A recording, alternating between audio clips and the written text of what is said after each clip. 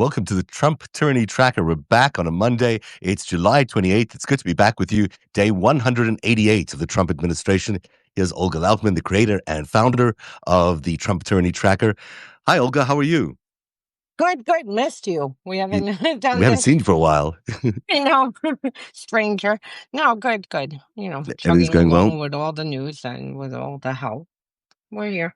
Well, I'm glad you're back, and I'm glad everything's okay in your world. And we are going to give you the biggest stories right now that are happening in authoritarian creep, but we can't let the moment go by. We have to talk a little bit about Epstein and this constant barrage that the president is facing of Epstein. It's not going away, obviously. This is a story that's going to be with him maybe till the very end. Definitely could be. And I mean, Trump is definitely making himself look more guilty each day with Yeah, each action. And as they say, it's not sometimes you can get away with the crime, but not the cover up. yeah, And it's a cover here, up that gets you. yeah, here with everything, including his using his personal, former lawyer, Blanche, to go and give limited immunity to Ghislaine Maxwell. I mean, this woman is a monster. Mm. She is as responsible for the trafficking and abuse of over 1,000 children as Epstein is. So, I mean, the fact that he's floating, potentially pardoning, maybe I won't. I mean, there should be no in between. There Yeah. should be a very concrete answer to something like this. And it shouldn't be some public negotiation in any event, but the fact that he's directly involving himself and his own lawyer in offering clemency is ridiculous. It's just it's beyond reproach. Now the president has swung back today with more allegations. We've heard them before about Beyonce and Oprah and the Kamala Harris campaign. This is ludicrous stuff that he's sending out there, but it does indicate how much pressure he's under, because if he's floating the biggest names in the Democratic world, he's willing to go after the very, very top of the Democratic world, then, it means that he feels like he is really under attack personally. Yeah, I see it as that way, and it's definitely he feels the pressure, and he is attempting to deflect from Epstein. But frankly, I would not put it solely as deflection. I actually wrote an article last week about Obama's attack, and they are laying the groundwork, Yeah. and we have seen them use and weaponize agencies to start investigations against people. And I mean, for everyone who has watched this MAGA base, as big as Epstein is, the conspiracy for the past decade within the MAGA base and QAnon and all of that, so is arresting Hillary Clinton and Brandon and Comey and Obama and everybody from the involved in the 2016 election who was there or doing their jobs. So I mean, I wouldn't put it past, because it is partly deflection, but it is also partly his base. If you look at, I mean, they are demanding arrest, now. Like they want everyone arrested now. And this is what they've always demanded. And this is what he promised them from the 2015 campaign, lock her up, on down. And now see him using agencies to go after people. So I would take it seriously with this. You started a very interesting series on one of your websites about the 2016 election interference campaign.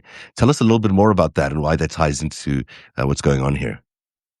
Actually, after having a very exhausting week and just in general, like being drained from covering the news, when he threatened Obama, like that fueled me. I Mm. mean, the fact that Republicans are now trying to change the narrative and rewrite history of what Russia did to US elections. I monitored it. This is how I even got involved in 2015, watching Russia, and their operations against the US. So basically this series is gonna go through, the 500 plus ways and contacts and dealings that they had during the 2016 election. And the series actually, yesterday Julie Roginski and I are working on this series. Yesterday we released the first edition, to show how active measures works and how the Soviet Union and KGB used it. And then we'll start, at 2008 and move forward and saw every single action that Russia took to prime the attack for the election. That's amazing stuff, and no one knows it better than you and Julie. So that's terrific stuff. Can't wait to read all those installments of your new series. Let's get into the Trump tyranny tracker. Darren Beattie, a State Department official fired in 2018 for speaking at a white nationalist conference, has been appointed acting president of the U.S. Institute of Peace. Beattie later founded the Revolver News, a far-right conspiracy outlet that spread false claims about January the 6th. His appointment follows mass firings at USIP as part of Trump's broader push to dismantle the agency. Well, just another example of the enemies of running the institutions now. It's really crazy. Absolutely. And I mean, he's been in the State Department already. And the fact that you have these white supremacist sociopaths inside the government and now running this agency that, they illegally seized. I mean, if you remember how this agency was seized, it was Mm. Musk operatives like banging down with Yeah, Big marshals. Balls No was one. running it, I think, for one day. Yeah, I think so. Something And like that.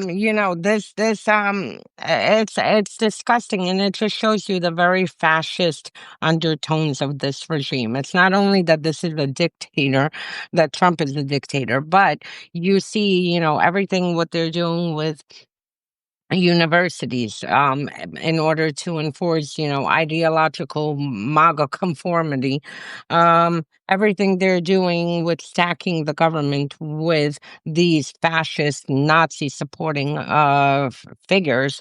I mean, that just shows you where we are. And in a normal world, this guy wouldn't get anywhere near any agency. He wouldn't even get near the front door of an Never mind agency. this one, which is such a vaunted one.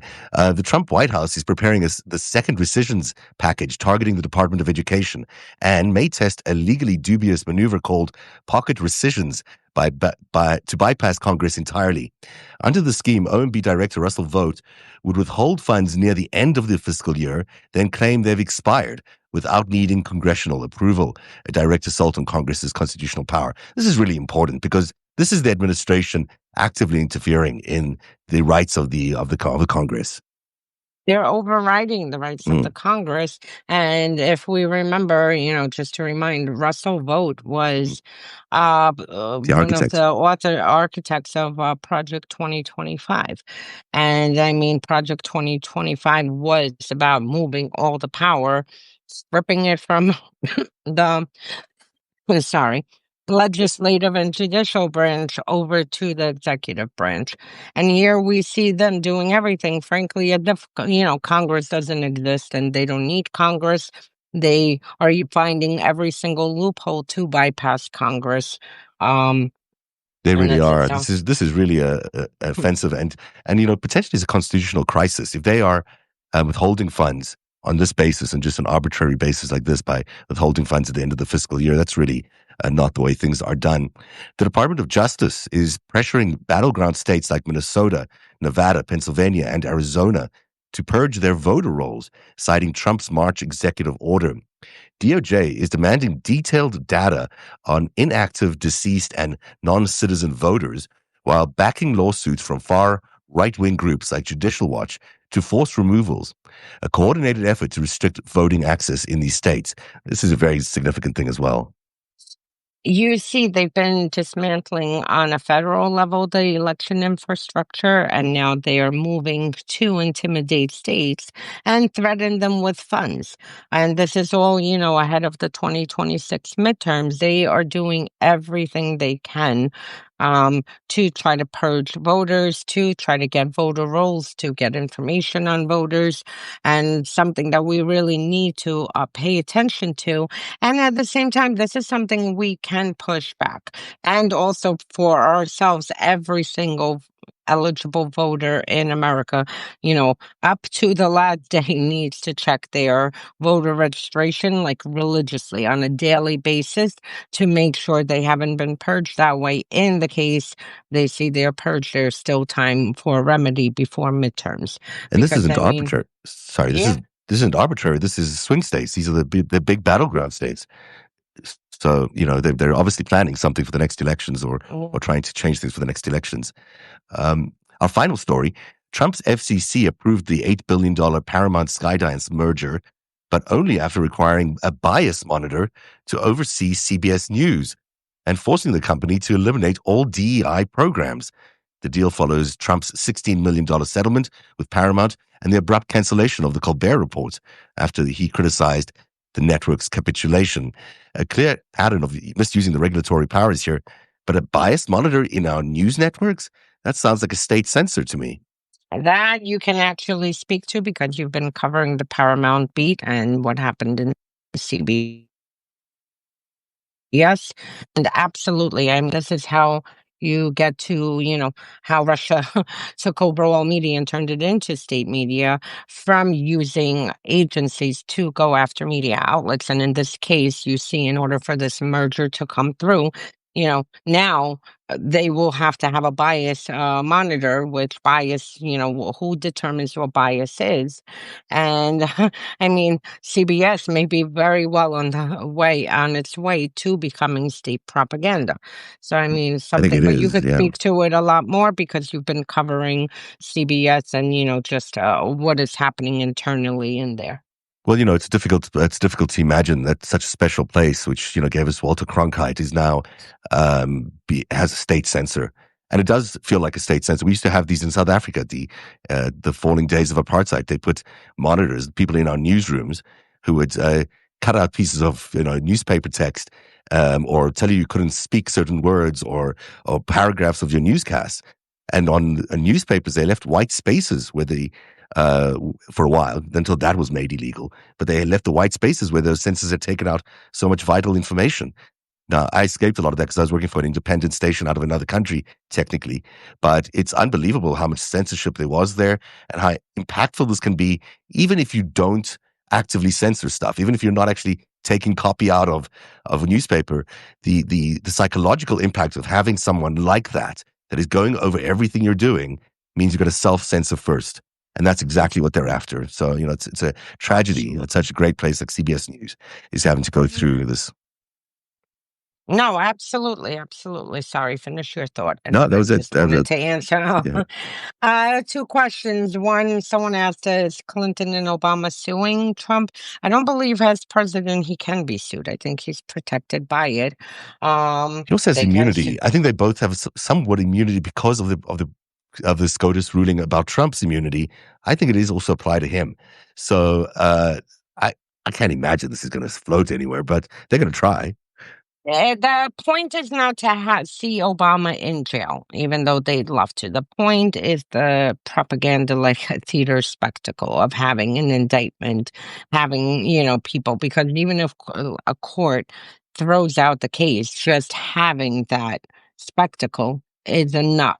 Mhm. I mean, not just even domestically, but even how people view America, and every country around the world sees what is happening with what Tulsi Gabbard and Radcliffe and the rest of them are doing. It is so dangerous because they are weaponizing intelligence as if we live in a bubble, as if every country, every ally and enemy can see what's happening. Now, tell me, what normal ally would share intelligence with the U.S. knowing that it can be politicized to go after political opponents? Not to mention what Hegseth did. We're still coming out with more Hegseth news with his signal gate that he was indeed sharing top secret Yeah, classified information. I mean, so this really have dangerous, not just domestically, but dangerous consequences for us down the road, because if we don't have intelligence sharing with our allies, we are sitting ducks who can be hit domestically or abroad. So, absolutely. I can't imagine any nation is sharing right now with our intelligence services when they come up with things like this. But of course, the point is the base is in a bubble, and because the base is in a bubble, they can feed them whatever they want. So, absolutely. so And that's then the someone, sorry to cut you no, off. worries. So No go worries. Go ahead, ahead. finish. No, I didn't. I was finished. And then someone had another question that like state media control independent. In Russia they do. What they did is quietly infiltrate independent media outlets, and eventually by 2019 they listed all independent media outlets as foreign agents, and as a result it's basically like a terrorist designation. Anyone dealing with them will hate code be prosecuted. But at the same time, in Russia, they immediately started infiltrating any kind of independent outlets. And it was also followed with death threats, with murders of journalists. So you had a lot of people either self-censoring or fleeing abroad, Or in because they prison. There's a lot of simply. cases of people being in prison under false charges, or they became very, very, very cruel. It's a very, very nervous state of affairs for most journalists. I think covering the story right now, it's a very difficult time. That is the Trump tyranny track, because you're about to go on to Julie in a few minutes, I think. So everyone should tune in there. I'll be back at 3 o'clock with the with the five stack, the top five stories of the day with Dean Blundell, and we shall see you then. Check out narrative.org, narrativ.org, where I'm running a series called The Greatest Heist, which looks at the money crimes, the financial crimes going back decades, 4 decades, involving both Donald Trump and Jeffrey Epstein. It's a really interesting series. Part 3 came out yesterday. Part 4 is quite a bombshell. So everyone should wait for that. It's coming out either tomorrow or the next day. So I'm looking forward to all of you checking that out. And lastly, tomorrow we have our session for the Yeah. Authoritarianism 101 course. It's actually going to be on subverting elections. So if you haven't registered for it, make sure you do. The registration link is up. And for people who did, we'll see you tomorrow night. It starts at 8 p.m., but you have to register by 7, and we'll share the link again on all our various blogs. Thank you very much for being here on the Trump Tyranny Tracker. My voice is cracking, but Narrative.org, NARA, NARATIV. yes, yes. I should spell this all the time because people get it so wrong. NARATIV. .org. So there you go. Thank you, everyone. See you tomorrow, and we'll see you again at 3 o'clock. And don't forget to check out Olga and Julie right now. All right. Bye, guys. Thank you. Bye, Doug.